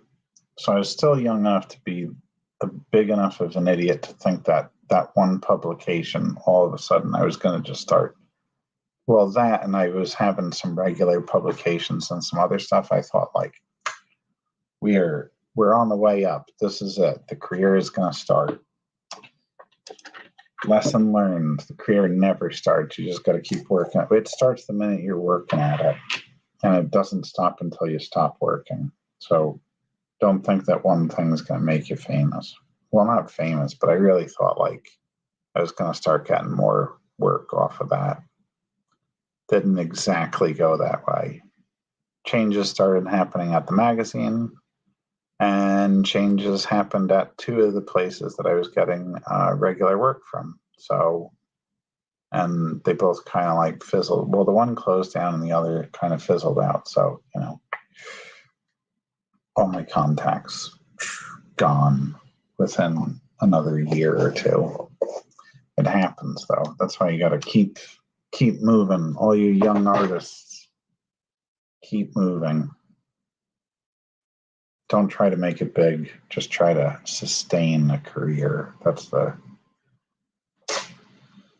lesson I can give to you. Okay, so that's down. He's still got to dry. He's still buckling a bit. When he dries, it probably won't be as buckled, but I'm going to say, oh, no way, though. No, it was but still, that's a big win. I used to want to send stuff into, what was that, Game Pro or Game Informer, whichever one, and I never had the courage to do it. You did. That's awesome, though. I still would have loved to be in Wizard Magazine. That would have been they don't print, I mean, it still exists, right? But they don't print it. Is that right? I'm being totally ignorant now. I used to collect that magazine. I still have very beat up copies of that magazine, including, I think, the Adam Hughes one, where it's like all the different women of comics. I didn't even know Adam Hughes' work at the time. I learned about it later, and I really like his stuff. Yeah. Yeah, okay, I'm happy with that. Anyway, I gotta move him out of the way, because then I gotta get this one down. We're back to this one, Steph, the one that you like the best, or at least you are proud of me for doing, right? But yeah, we'll be getting more of that going on, right? And other pieces later. It's not that I never draw that stuff. I don't know. Like I'm just, it's not, I don't know. I concentrate on other things in my work. It's more about mental health and depression and friggin' nihilism and all kinds of stuff. So, I don't know. The SEX thing is just usually like it's a distant 10th on my list of things to pull themes from in my work, but I have a really good idea for that succubus piece. You should be on the lookout for that too. All right. Where the hell am I putting it? Probably behind her. Going with Gwendolyn stuff.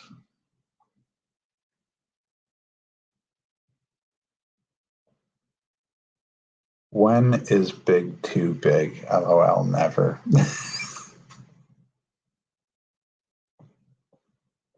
Oof, but people eat it up. Yeah, I know people eat it up, but I have morals.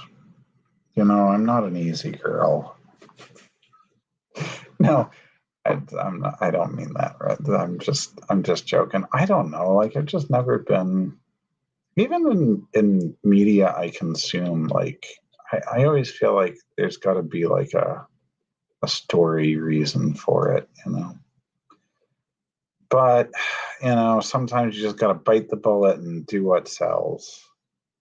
I'm weak. Yeah. Sometimes I have good jokes. Sometimes. But yeah, I mean, well, this character is from Dark Souls, and we've already gone over this with Steph. He knows she's a goddess of fertility. So when she was designed being very well endowed. So, and I may have gone a little bit, may have given her a little bit of extra enhancement there just to get people to pay attention to the work. And the good thing is the lighting on her is usually pretty golden, so she'll have this nice shine over there. Maybe I could have that be where like the halo highlight is, right around there. I always worry. Yeah, no, I probably exactly know I know exactly what you're going to say. I always worry that if I go down that path and draw girls, that's all anybody's going to want from me. Me too. That was a big reason why I didn't do it for a while. And I also just like, I don't know, there's some things, it's not, I don't want to be like prude or whatever. I just like, there's some things I just don't want my work associated with. I'm so much more on the dark and heavy and action based stuff. I don't know, like, it's just not stuff I go in for. But, I also don't want to limit myself. And there was a period of time, obviously it's not the case anymore, but I wasn't drawing women much. A student recently tried to tell me, oh, you never draw women. And I went to my website and pulled up like all the artwork um, in my gallery. And I would say more than 50% of it has a woman on it. It's just I don't usually draw sexy women. that's what it is. As fun as it is to draw gorgeous ladies, can you get a little too much? Or maybe you mean it gets to be a little too much. And yeah, he does have a great style for quick, beautiful characters. No, you absolutely right. I mean, I'm not against. You know what it is too. I guess like there's a part of me that growing up, and this is part of the reason why I created Chadiana. I was painfully aware of the fact that like every single female character was big-breasted and white, and I was just like, this is a bit boring. For me, it was. So I just, and, I guess I was also aware that women readers did not necessarily appreciate that so much. I think it's changed now, especially because, more people are, let's say, sexually fluid or honest. And, there's women that are just like, yeah, big breasted girls in the comic. Why wouldn't I want to read that? But yeah, at the time, yeah, I think I was a little bit aware that it was not necessarily everyone's cup of tea. So I guess I'm still holding on to that a little bit, where I don't want to be offensive, right, to women, But I don't like objectifying women. I guess that's what I'm saying. I never liked that. Not in dating or not in life, not in my artwork. So I think that's part of the reason I didn't really do it. I don't want to don't want to objectify men either, but yeah, I have a particular aversion to it with women.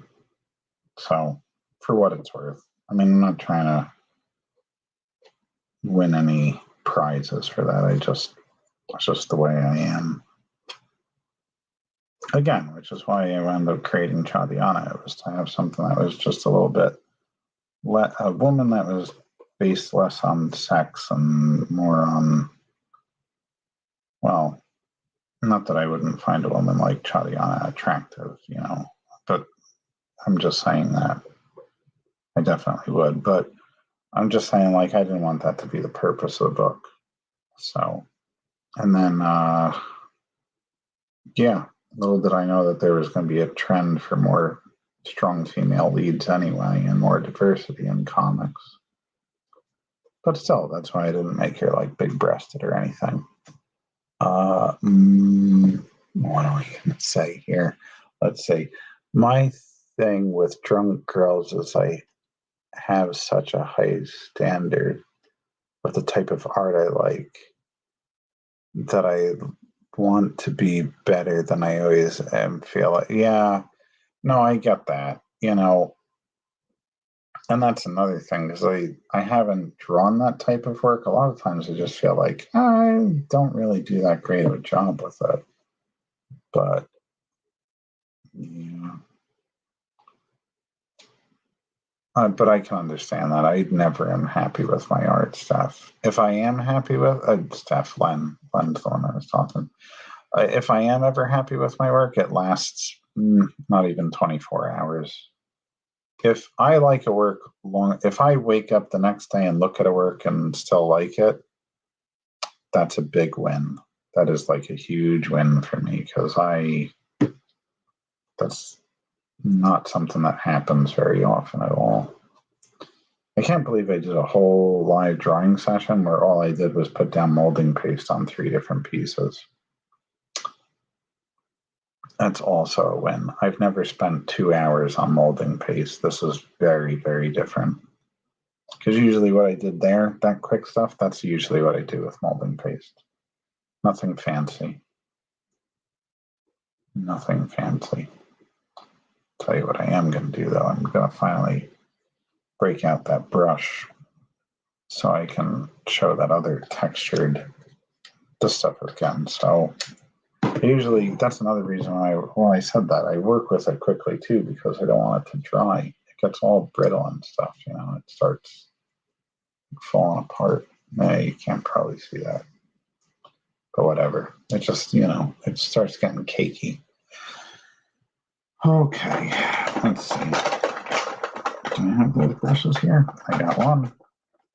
One of those more hard bristle brushes. So those will get a very nice, can't see it unless I go up closer, but it gets this very different texture in there. Because I'm using a brush that I guess typically would be for oil paints. It's very, God, that dried molding paste, it looks like hair. It gets, because it's so thick and stiff with the bristles, it gets this nice brush texture in the molding paste. I guess you could do it with a regular brush, but I feel like this doesn't flatten out the molding paste as much and you get more texture this way. So that's why I use it. Yeah, it's got that nice texture. Anyway, Karina's got something to say. What do we got? I don't think I know any artist who looks at their work and loves it. Yeah, no, that's definitely true. And I've had multiple conversations at multiple events, conventions this year with all the ones I'm doing. Can't tell you how many times that conversation's come up.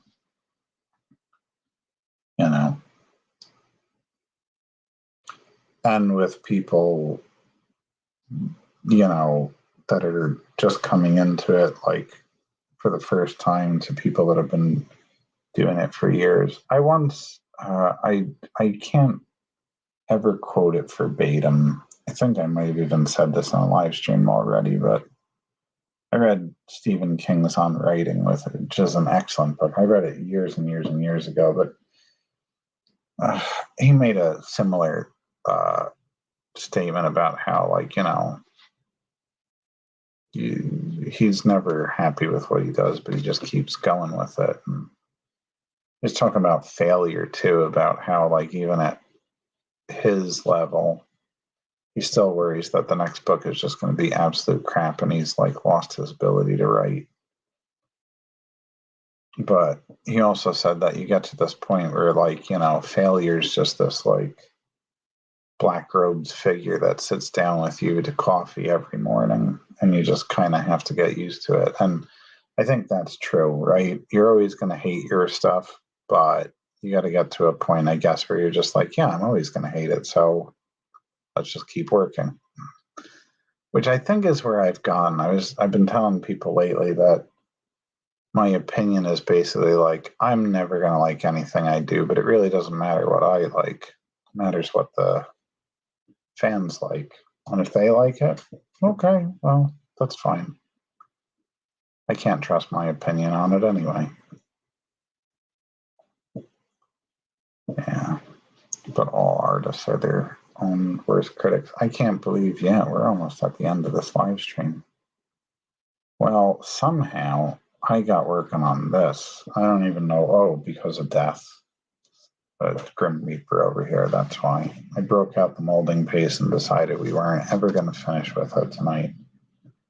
I think these might be the last pieces I do with molding paste for a little bit until I'm done with all my Halloween stuff. We'll see. Because this is going to be the last Dark Souls piece I do till after the Halloween stuff is done, and some holiday stuff.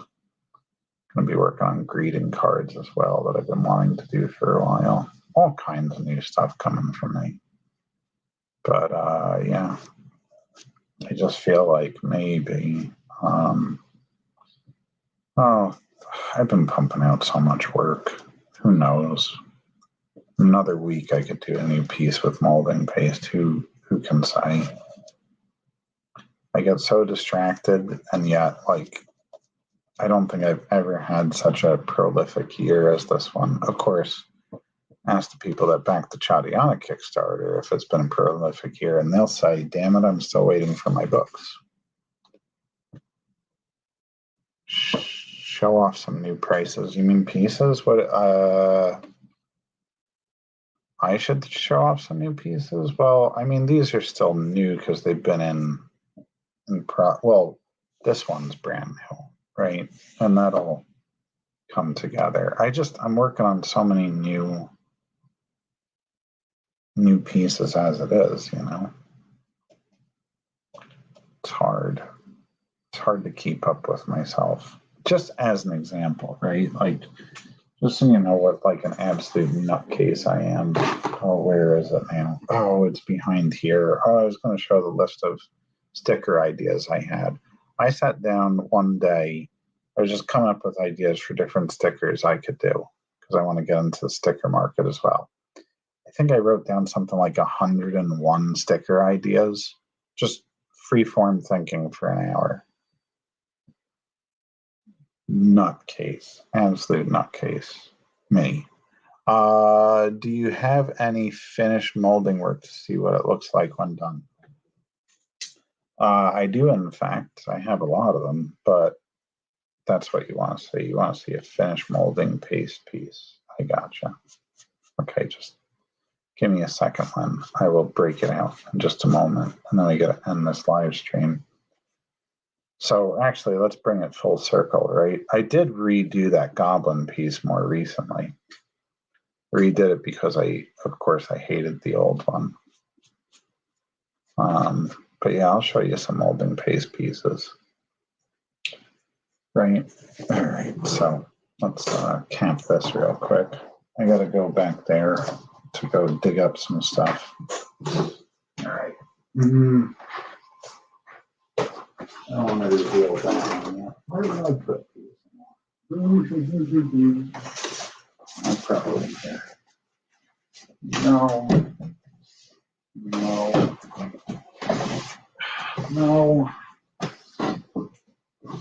What did I do with them? Oh. Yes. No. Oh, I know where they are.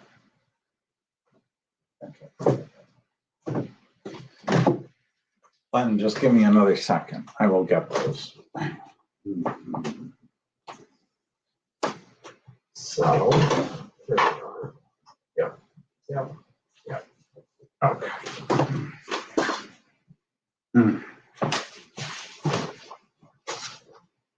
Let's go in full circle here with that goblin piece, right?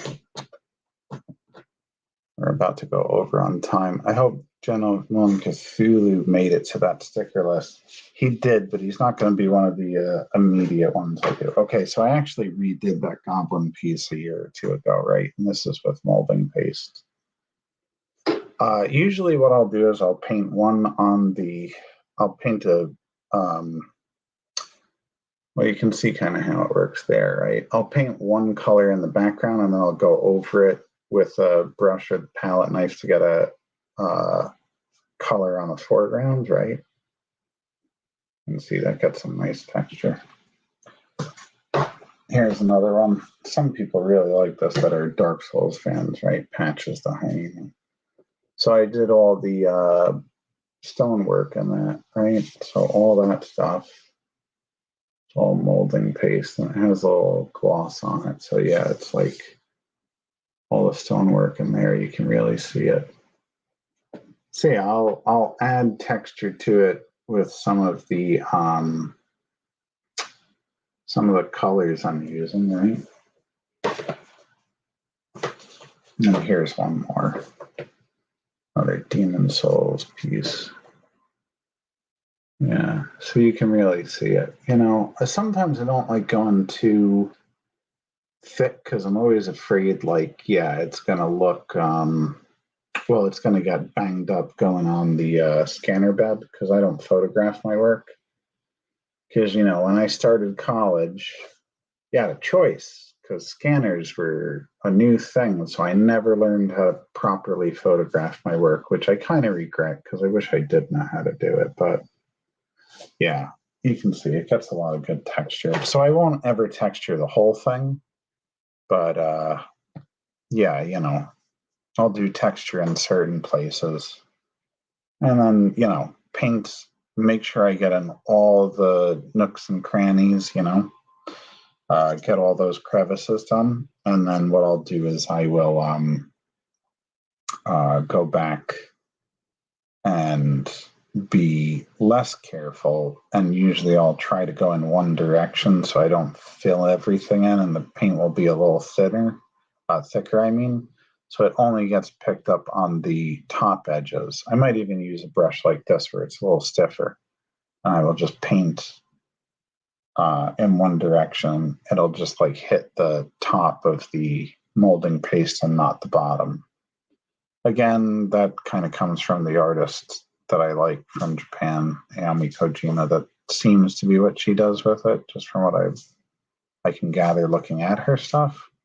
But also, like, doing that method does help it pop more because, you know, you have two different values, two different colors working against each other. So it helps make it more three-dimensional. Okay, I can show you how, but it's a pain. It's all about lighting. Yeah, I've heard that. I hear like the best time to photograph isn't necessarily on a perfectly sunny day, but like a not cloudy day, but a day where the sun's out, but it's behind the clouds because you get more even lighting. I know you gotta like set everything up. Actually Karina probably knows how to photograph stuff because Glasso's big on that, the other art teacher, but I just never learned. I really never learned. But yeah, we're a little past 10 o'clock, so that's usually my ending time for this. And I guess I'm done messing around with this molding paste, I think.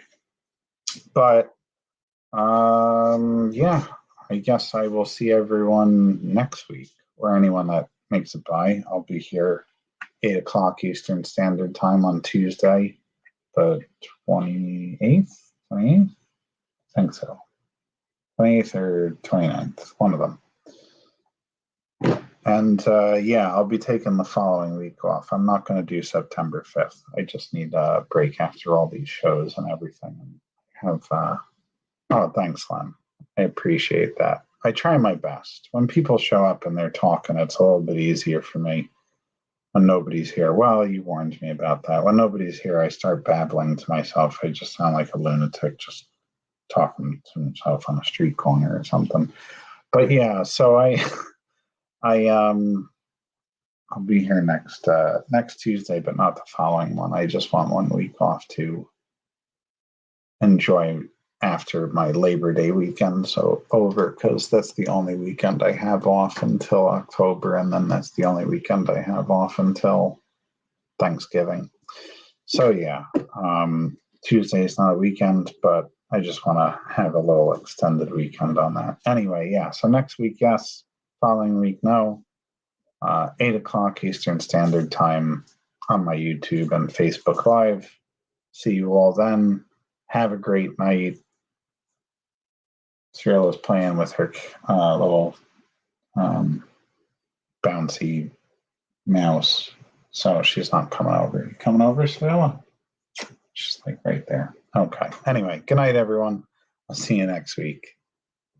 Oh man, I love